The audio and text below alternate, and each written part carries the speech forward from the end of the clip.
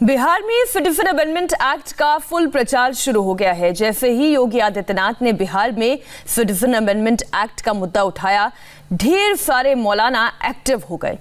उधर ओवैसी भी हैदराबाद में बैठकर बिहार की बात करने लगे हैं। पूरा खेल मुसलमान वोट को बटोरने का है और इस खेल को समझने के लिए हमारे 4 रिपोर्टर्स ने ग्राउंड जीरो से एक रिपोर्ट तैयार की है, जिसमें एक्शन भी है, इमोशन भी है और जबरदस्त डायलॉग्स भी हैं। भारत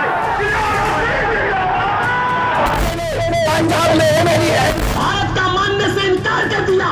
राशन चाहिए या भाषण चाहिए? बिहार के चुनावी दंगल में मौलानाओं की ऑफिशियल एंट्री हो चुकी है। वोट की चोट से नफरत के सौदागरों को हराएंगे।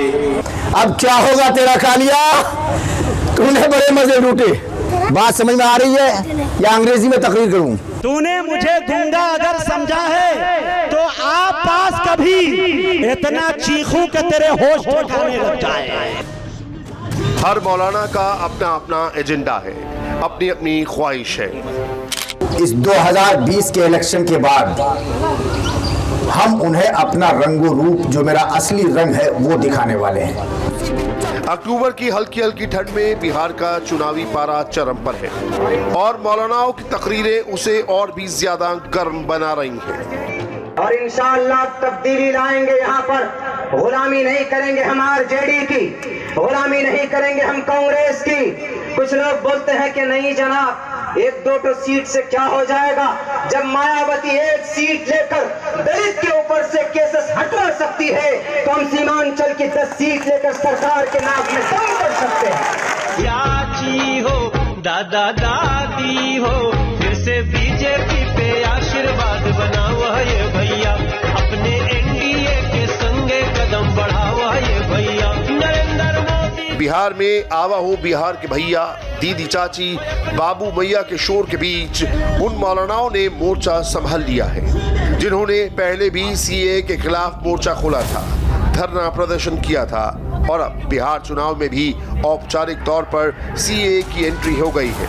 तो बिहार जाकर भी उनको ओवैसी याद आ रहा है, तो मैं उनको मुबारकबाद देता हूं कि योगी के ख्वाबों में ओवैसी आ रहा है। अब आपकी रातों की नींद भी हम हराम करेंगे, खराब करेंगे। बहुत अच्छा है, देखते रहिए हमको और आपकी नींद खराब होते रहेगी। इससे क्या बोल सकते? इलेक्शन बिहार का है, मगर ये इनकी दिमाग की फिरका परस्ती है, इनकी सोच की फिरका परस्ती है कि इलेक्शन बिहार का है मगर नाम लिया जा रहा है दूल्हे भाई का। Thank you very much. कुछ मौलानाओं के वीडियो फैलाए जा रहे हैं तो कुछ की तकरीरें तेजी से शेयर की जा रही हैं। खामोश मिजाजी तुम्हें जीने नहीं देगी, खामोश मिजाजी तुम्हें जीने नहीं देगी। इस दौर में जीना है तो कोहराम मचा दो। अब खामोश बैठने का वक्त नहीं है। अभी हमारे इस मुल्क में पता नहीं क्यों जब हम लोग हक बोलते हैं तो कुछ लोग कहते साहब दाढ़ी टोपी वाले हक क्यों बोलते हैं, दाढ़ी टोपी वाले हक क्यों बोलते हैं? जब आपके पुरखे, जब आपके बाप दादा अंग्रेजों के तलवे चाट रहे थे तो यही दाढ़ी टोपी भारत के लिए फांसी के फंदों। मौलाना अबू तालिब रहमानी, मौलाना अब्दुल्ला सलीम, इन 2 चेहरों से तो आप अच्छी तरह वाकिफ हैं। कुछ महीनों पहले सीए विरोधी सभाओं के दौरान इनकी तकरीरें खूब वायरल हुई थी, मगर सोशल मीडिया पर बिहार चुनाव वाली सभाओं में कुछ नए मौलानाओं की एंट्री हुई है, कुछ नए चेहरे सामने आए हैं। मेरे अपने ही अगर मुझको दबाने लग जाए, ऐन मुमकिन है कि उभरने में जमाने लग जाए। तूने मुझे गूंगा अगर समझा है तो आ पास कभी।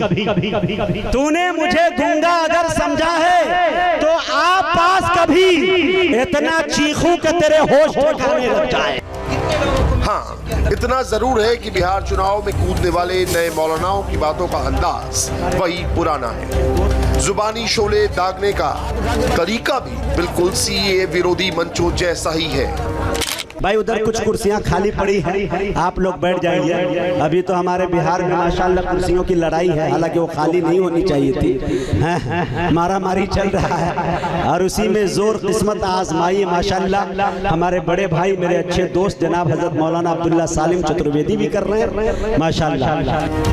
मौलाना अब्दुल्ला सलीम की तारीफ में कसीदे पढ़ते इस शख्स ने आगे क्या कहा ये आपको बाद में बताएंगे, क्योंकि सीए विरोधी सभाओं को लीड करने वाले मौलाना अब्दुल्ला ओवैसी का दामन पकड़कर बिहार चुनाव में एक सपना लेकर आए थे जो अब टूट चुका है। वो बात दूसरी है कि ओवैसी की पार्टी के दूसरे मौलाना खूब जोर आजमाइश कर रहे हैं और जमकर तालियां बटोर रहे हैं। हमारे साथ जितने लोगों ने भी धोखा किया है, हमारे साथ जितने लोगों ने भी अय्यारियों, मक्कारियों, फरेबकारी और जालसाजी से काम लिया है, हमें इस बात का एहसास और इदराक हो गया है। हम इस बात से अच्छी तरह से वाकिफ हो गए हैं कि लोगों ने हमारा इस्तेसाल किया है। राज क्या था, मकसद ये था कि हम अपने आप में बट जाते, आप अपनी कुर्सी पर बैठ जाते, हमारा शोषण करते, हमारा इस्तेसाल करते। हम आज से 50 साल पहले जहां थे आज भी वही रह गए। इसका मतलब ये हुआ हमें आपने बांट करके सिर्फ आपने कुर्सी इख्तियार किया है। अब हम आपको कुर्सी इख्तियार करने नहीं देंगे, बल्कि कुर्सी से बेदखल करके हम एक अच्छे लीडर को कुर्सी पर बिठा देंगे। पंखे की हवा के बीच भीड़ इकट्ठा करके और पीछे ओवैसी की तस्वीर लगाकर बिहार चुनाव में उतरे मौलाना एक तरफ ओवैसी भी कर रहे हैं, ये भी पूछ रहे हैं कि अब तेरा क्या होगा कालिया, और लगे हाथों ये भी बता रहे हैं कि इस बार बिहार के हुकूमत की चाबी किसके पास है। आप भी गौर से सुनिएगा। आज तक जिन लोगों ने हमें लूटने और खसोटने की कोशिशें की थी, अब हम उन्हें आगाह करना चाहते हैं। अब आप जाइए, अपना बोरिया बिस्तर गोल कीजिए, आपका वक्त खत्म हो चुका है। अब क्या होगा तेरा कालिया, तूने बड़े मजे लूटे, अब तुम्हारा नंबर खत्म, अब मेरा नंबर शुरू है। बात समझ में आ रही है या अंग्रेजी में तकरीर करूं? बात समझ में आ रही है? हाथ उठा के बताइए कितने लोगों को बात समझ में नहीं आ रही है? आ रही है ना।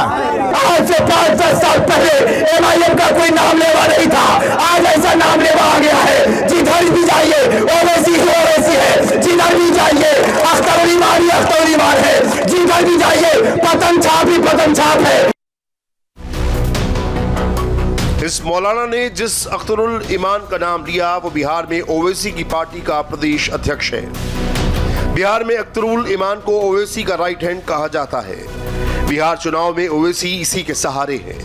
फोकस पूरा हमारे अलायंस का पूरा फोकस बिहार पर है और हमने 18 कैंडिडेट खड़ा किए फर्स्ट फेज में, सेकंड फेज में, थर्ड फेज में ज़्यादा कैंडिडेट हमारे सीमांचल में है।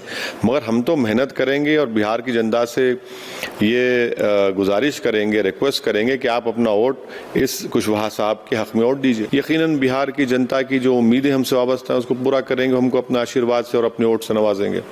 लेकिन चुनाव के ठीक पहले ओवैसी की पार्टी में सब कुछ ठीक नहीं रहा। मसलन सीए विरोधी मंचों पर तकरीरें करने वाले मौलाना अब्दुल्ला सलीम ओवैसी से बड़ी उम्मीद लगाए बैठे थे। उनकी जबरदस्त पीआर भी हो रही थी। अब्दुल्ला सालिम कमर चतुर्वेदी उस चहीते मुकर्रिर का नाम है जो मैदान खिताबत में आए और चंद साल के अंदर ही अंदर आंधी और तूफान बनकर छा गए। वक्त एक ब्रेक का है। ब्रेक के बाद आपको दिखाएंगे दुश्मन को डराने वाली तस्वीर।